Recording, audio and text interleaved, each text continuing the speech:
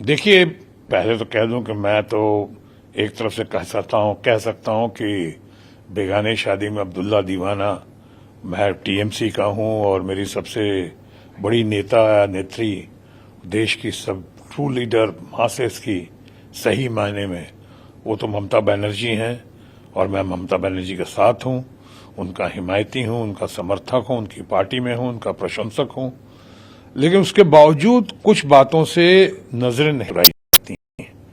आपने जो भी देश में एक क्रांतिमय यात्रा जो हो रही है, और खासकर यूथ आइकॉन राहुल गांधी की, जो आज देश में लोगों की और खासकर इस यात्रा की वजह से वो युवा पीढ़ी की इच्छा और अपेक्षा के प्रतीक हो गए हैं। आज उनका इमेज वो नहीं रहा जो कुछ मीडिया ने या कुछ तथाकथित गोदी मीडिया ने जो फैलाने की कोशिश की थी। कुछ लोगों के इशारे पे वो तरह तरह की बातें करते थे, पप्पू और ये वो। आज उनका बहुत ही गंभीर छवि लेकर सामने आए हैं। ऐसी यात्रा तो लगता है भूतो न भविष्यतो, ये पहले ऐसी कभी नहीं हुई, और जो अगर हुई होगी तो एक हमारे फ्रेंड फिलोसफर गाइड और अल्टीमेट लीडर जो हमारे रहे लाल कृष्ण आडवाणी जी, उनकी जो रथ यात्रा, या उसके पहले बहुत हद तक देखी गई थी हमारे भारत के भूतपूर्व और अभूतपूर्व प्रधानमंत्री चंद्रशेखर जी की यात्रा जो दिखाई पड़ी थी। लेकिन राहुल गांधी की ये यात्रा बिल्कुल अद्भुत है, बिल्कुल बेमिसाल है। जिस तरह से लोग शामिल हो रहे हैं, बच्चे, बूढ़े, जवान, जहां औरतें, महिलाएं, हिंदू, मुसलमान, सब धर्म के लोग, सब मजहब के लोग, क्योंकि ये भारत जोड़ो यात्रा लेकर निकले हैं। उनका मोटो ये नहीं है कि जैसा कि जयराम रमेश हमारे विद्वान मित्र ने भी कहा है कि प्रधानमंत्री के, ऐसा नहीं कह रहे हैं वो कह रहे हैं कि हम देश को एक सूत्र में बांधना चाहते हैं, हम देश पे नफरत हटाना चाहते हैं। या वो कहते हैं कि मैं नफरत के बाजार में मोहब्बत की दुकान खोलने आया हूं। अच्छा है, इरादा अच्छा है। मैं तो कहूंगा कि उनको उसमें कामयाबी मिले। और मैं इस यात्रा में जिस तरह से लोग गतिरोध पैदा कर रहे हैं, और जिन गतिरोध को झेलते हुए राहुल गांधी की ये यात्रा इतने बड़े लेवल पे बनी है, विशाल बन गई है, भव्य बन गया है, इसके पीछे मुझे हमेशा महात्मा गांधी की वाणी याद आती है, जो एक जमाने में मुझे खुद लाल कृष्ण आडवाणी ने सुनाया था, जो हमारे फ्रेंड फिलोसफर गाइड और अल्टीमेट गुरु रहे। उन्होंने सुनाया था कि किसी भी आंदोलन को या किसी भी नए काम को अंजाम तक पहुंचने में 4 दौर से गुजरना ही पड़ता है। राहुल गांधी के ऊपर अक्षरशः ये सत्य साबित हो रही है। और वो 4 दौर क्या है? कोई नया काम, यात्रा हुई, लोग मजाक उड़ाएंगे। पहला है उपहास। उपहास का सामना करना पड़ेगा, और जैसे राहुल गांधी को करना पड़ा, कितना उपहास उड़ाया गया उनका।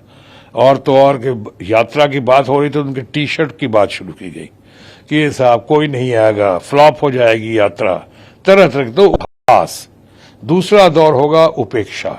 वो भी हुआ राहुल गांधी के साथ। लोगों ने इग्नोर करना शुरू किया, छोड़ना, क्या बातें कर रहे हैं यात्रा की, ये तो यात्रा कहां होने वाली पूरी। अब आपने उपहास के बाद उपेक्षा।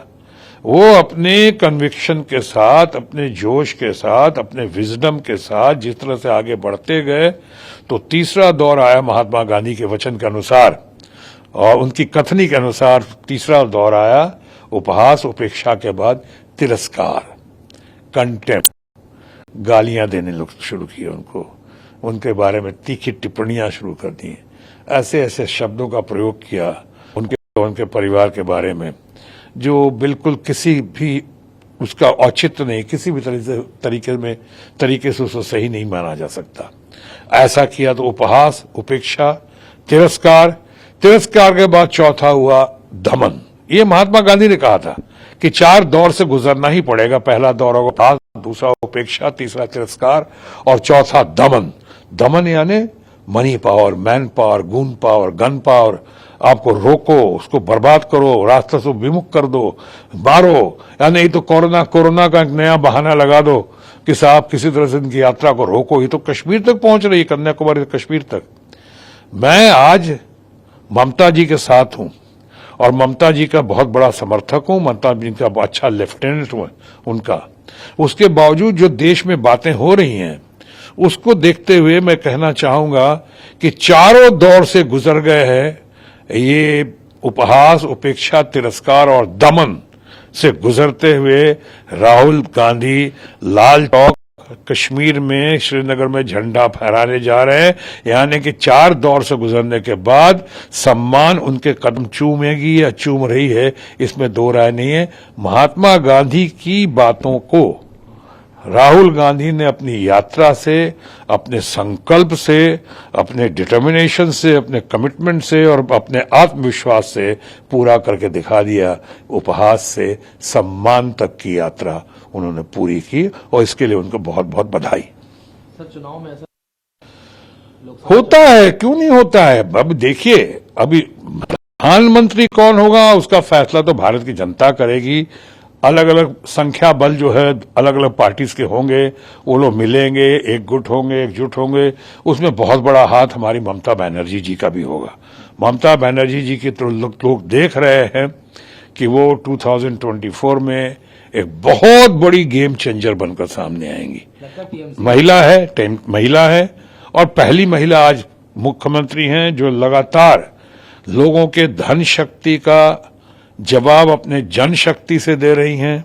लोगों को इस तरह से दमन या लोगों का जिस तरह से उनके खिलाफ प्रचार हुआ, प्रसार हुआ, उसका बहुत बढ़िया से जवाब दे रही है। तो ममता बनर्जी को तो आज आप कोई भी ऐसा नहीं है देश में जो उनको लाइटली ले सकता है। वो बहुत बड़ी नेता है या देश की सर्वमान्य सबसे ज्यादा leader of the masses in true sense अगर कोई है, या आज के दिन सही मायने में कोई आयरन लेडी है जो किसके बाद बहुत ही सॉफ्ट हार्ट है, काइंड हार्ट है, तो वो है ममता बनर्जी। उनके पर लोगों की निगाहें टिकी हुई हैं, उसमें दो राय नहीं। लेकिन आपके सवाल का जवाब, क्या चुनाव में इस पे फर्क पड़ेगा और राहुल गांधी के पड़ेगा? क्यों, पड़ना ही चाहिए। क्यों नहीं पड़ेगा? पड़ सकता है, क्योंकि आपने खुद देखा होगा जगन रेड्डी भी इसके पहले उन्होंने यात्रा की थी। आज जो जगन रेड्डी को इतना इग्नोर किया गया था, हटा दिया गया था, पर जगन रेड्डी ने यात्रा करके आखिर मुख्यमंत्री का सिर्फ दावेदार ही नहीं बल्कि अपने आप को मुख्यमंत्री साबित भी करके दिखा दिया। तो यात्रा में बहुत दम है और खासकर राहुल गांधी की यात्रा में खास देख रहा हूं, एक कमिटमेंट है, एक उनके अंदर बहुत बढ़िया संकल्प है, देश को जोड़ने की बहुत बढ़िया उनके अंदर एक विजडम है, पॉलिसी है, आइडियाज है। और सबसे बड़ी बात है कि उनकी ऑनेस्टी के साथ साथ उनकी यात्रा में ट्रांसपेरेंसी भी दिखाई पड़ती है, यानी सच्चाई भी है और पारदर्शिता भी है। मेरा हमेशा से मानना रहा है कि गुड एडमिनिस्ट्रेशन में या गुड पॉलिटिक्स में या गुड यात्रा में ऑनेस्टी का होना बहुत जरूरी है, पर साथ ही साथ पारदर्शिता का भी होना उतना ही जरूरी है। देखिए, मैं तो उस पर राहुल गांधी को क्यों, क्षमता क्यों नहीं है? उनके परिवार में कितने लोग बन चुके हैं और उन लोगों का देश के प्रति बहुत जबरदस्त योगदान है।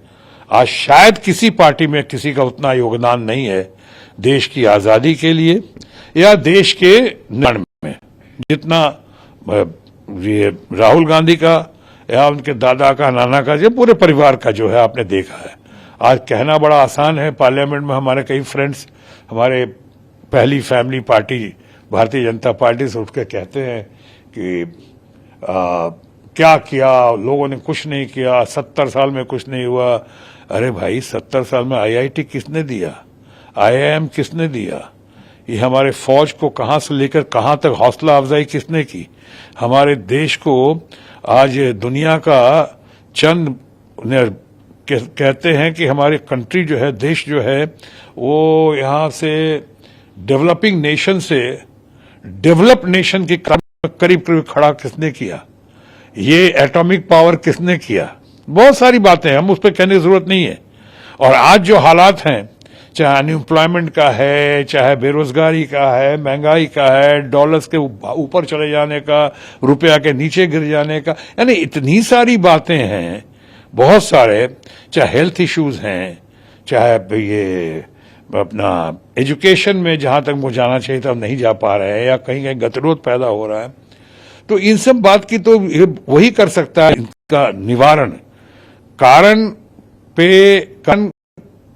जानना बहुत जरूरी है किसी निवारण के लिए, और कारण का निवारण कौन कर सकता है? जो आदमी सामने खड़ा हो, जिसके अंदर संकल्प हो, जिसके अंदर क्रेडिबिलिटी हो, जिसके अंदर इंटीग्रिटी हो, जिसके अंदर, तो ऐसे तो इस मामले में तो राहुल गांधी हैं, उनकी तो क्षमता है ही, क्यों नहीं बन सकते हैं। लेकिन प्रधानमंत्री बनने के लिए किसी कंपटीशन में जाने की जरूरत नहीं होती है। प्रधानमंत्री के लिए किसी खास डिग्री की भी जरूरत नहीं पड़ती है। प्रधानमंत्री तो आप जानते हैं, जब के पास संख्या बल हो, लोग मिल जाते हैं तो बना देते हैं। अगर राहुल गांधी हो, चाहे ममता जी हैं, चाहे जो भी हमारे लोग सामने आ जाए हैं और आएंगे, उनके ऊपर, उनके साथ कितनी संख्या बल है, कितने पार्टीज का सपोर्ट है और कितने नंबर्स हैं उसके साथ, उसके आधार पर ही फैसला होगा। इसलिए मैंने शुरू में कहा था, प्रधानमंत्री बनने का फैसला भारत की जनता करेगी।